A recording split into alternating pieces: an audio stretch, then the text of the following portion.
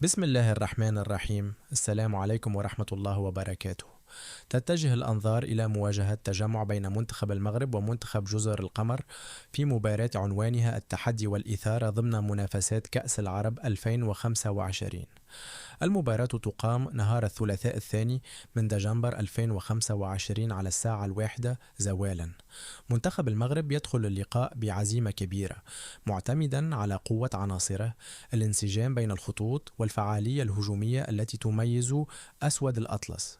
المنتخب يسعى لبداية قوية ترضي الجماهير وتفتح له الطريق نحو الأدوار المتقدمة.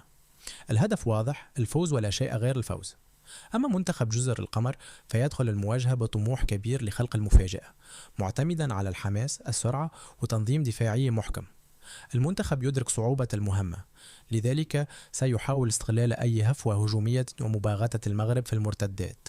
مباراة الليلة تبدو مشتعلة، صراع تكتيكي وهجومي بين منتخبين طامحين، والأرض وحدها ستكشف من الأقوى.